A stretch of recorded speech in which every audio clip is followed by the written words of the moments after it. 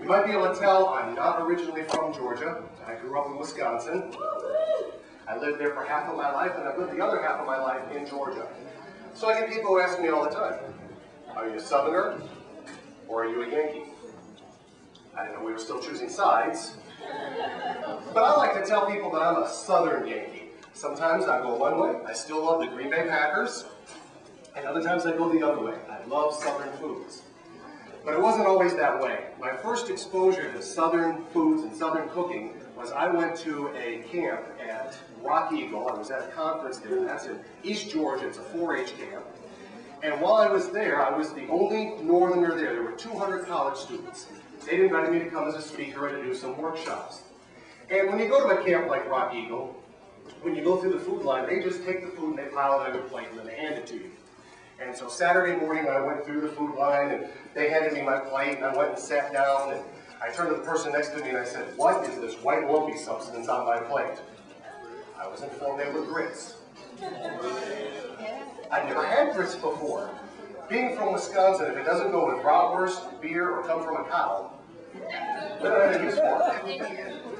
So I said, well, how do I eat these things? And the person told me, well, it's real simple. You take some salt, you put that on. Then you put on some pepper. Then you mix in some butter. And then mix in your scrambled eggs. And they should taste pretty good.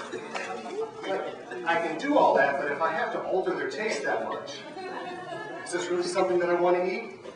Well, I went ahead and did all that. And as I did that, I grabbed my fork and I brought it up to my mouth, and I just happened to look up and realize there's 200 pairs of eyes on me. All of these Southerners waiting to see how this Yankee was going to like his grits. Say, I like these. I do. I like them, Sam, I am. And here I had gone 15 years after college, and I was stuck in a business that I hated. So what was I going to do? Well, fortunately for me, at that point in my life, I met a man who's a professional speaker.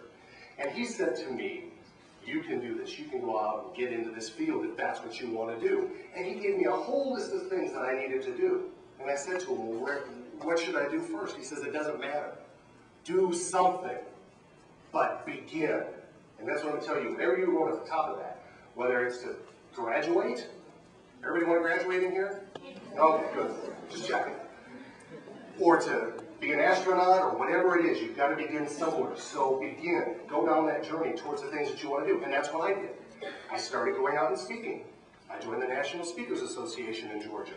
I got a website, www.gonzospeaks.com. Now, all the experts say you're supposed to use your name or your business name in the website address, but every variation of my name is either a real estate agent or a mortgage broker. And I wanted to get as far away from that as I could. And I also decided, you know what? Now it's been 20 years doing something I hate. I'm going to have fun with this. So it's gonzospeaks.com. And I'm writing my first book, Gonzo's Little Book of Motivation. And I've been speaking all across the country. I had to start somewhere. It's like the old proverb. How do you eat an elephant? One bite at a time.